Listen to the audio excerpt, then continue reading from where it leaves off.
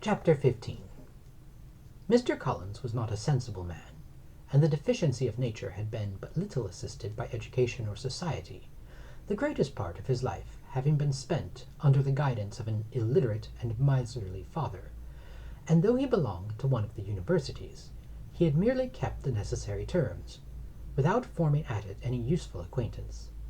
The subjection in which his father had brought him up had given him originally great humility of manner, but it was now a good deal counteracted by the self-conceit of a weak head, living in retirement, and the consequential feelings of early and unexpected prosperity. A fortunate chance had recommended him to Lady Catherine de Bourgh, when the living of Hunsford was vacant, and the respect which he felt for her high rank, and his veneration for her as his patroness, mingling with a very good opinion of himself, of his authority as a clergyman, and his rights as a rector, made him altogether a mixture of pride and obsequiousness, self-importance and humility. Having now a good house and very sufficient income, he intended to marry, and in seeking a reconciliation with the Longbourn family he had a wife in view, as he meant to choose one of the daughters, if he found them as handsome and amiable as they were represented by common report. This was his plan of amends, of atonement for inheriting their father's estate, and he thought it an excessively generous and disinterested on his own part. His plan did not vary on seeing them. Miss Bennet's lovely face confirmed his views, and established all his strictest notions of what was due to seniority, and for the first evening she was his settled choice. The next morning, however, made an alteration, for in a quarter of an hour's tete-a-tete with Mrs. Bennet before breakfast, a conversation beginning with his parsonage house, and leading naturally to the avowal of his hopes that a mistress for it might be found at Longbourn, produced from her, amid the very complacent smiles and general encouragement, a caution against the very Jane he had fixed on. As to her younger daughters, she could not take upon her to say. She could not positively answer, but she did not know of any prepossession. Her eldest daughter, she must just mention she felt it incumbent on her to hint was likely to be very soon engaged. Mr. Collins had only to change from Jane to Elizabeth, and it was soon done while Mrs. Bennet was stirring the fire. Elizabeth, equally next to Jane in birth and beauty, succeeded her, of course. Mrs. Bennet treasured up the hint, and trusted that she might soon have two daughters married, and the man whom she could not bear to speak of the day before was now high in her good graces. Lydia's intention of walking to Meryton was not forgotten. Every sister except Mary agreed to go with her, and Mr. Collins was to attend them, at the request of Mr. Bennet, who was most anxious to get rid of him, and have his library to himself, for thither Mr. Collins had followed him after breakfast, and there he would continue, nominally engaged with one of the largest folios in the collection, but really talking to Mr. Bennet with little cessation of his house and garden at Hunsford. Such doings discomposed Mr. Bennet exceedingly. In his library he had been always sure of leisure and tranquillity, and though prepared, as he told Elizabeth, to meet with folly and conceit in every other room in the house, he was used to be free from them there. His civility, therefore, was most prompt in inviting Mr. Collins to join his daughters in their walk, and Mr. Collins, being in fact much better fitted for a walker than a reader, was extremely well pleased to close his large book and go. In pompous nothings on his side, and civil sense on that of his cousins, their time passed till they entered Meryton. The attention of the younger ones was then no longer gained by him. Their eyes were immediately wandering up the street in quest of the officers, and nothing less than a very smart bonnet indeed, or a really new muslin in a shop window, could recall them. But the attention of every lady was soon caught by a young man, whom they had never seen before, of most gentlemanlike appearance, walking with an officer on the other side of the way. The officer was the very Mr. Denny, concerning whose return from London Lydia came to inquire, and he bowed as they passed.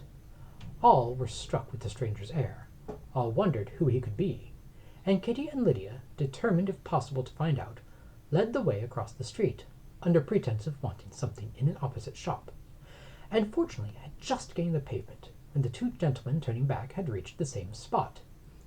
Mr. Denny addressed them directly, and entreated permission to introduce his friend, Mr. Wickham, who had returned with him the day before from town, and he was happy to say had accepted a commission in their corps.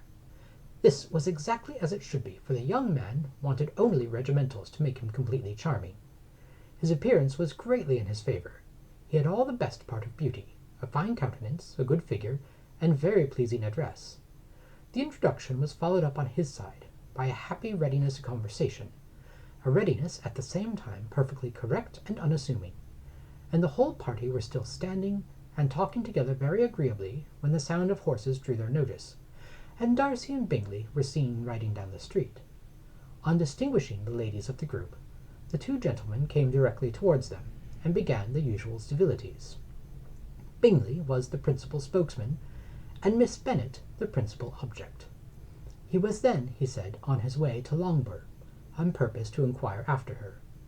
Mr. Darcy corroborated it with a bow, and was beginning to determine not to fix his eyes on Elizabeth, when they were suddenly arrested by the sight of the stranger, and Elizabeth, happening to see the countenance of both as they looked at each other, was all astonishment at the effect of the meeting.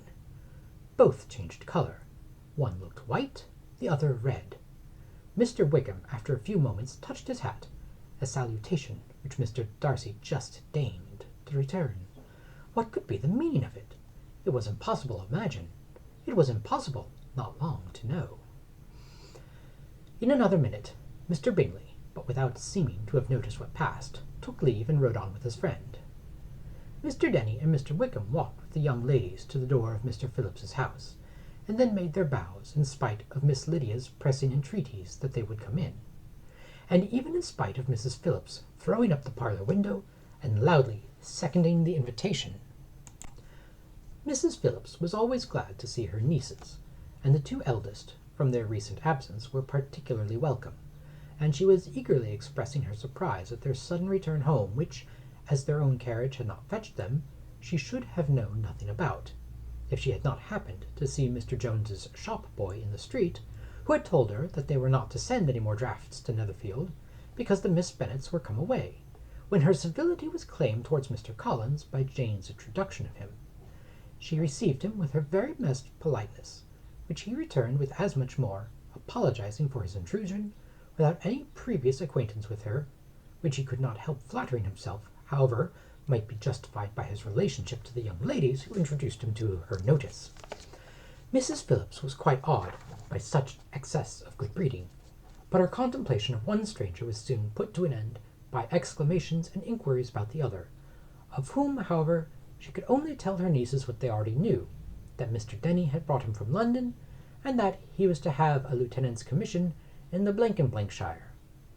She has been watching him the last hour, she said, as he walked up and down the street, and had Mr. Wickham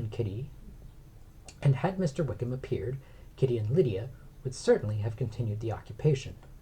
But unluckily no one passed the windows now except a few of the officers, who in comparison with the stranger were become stupid, disagreeable fellows.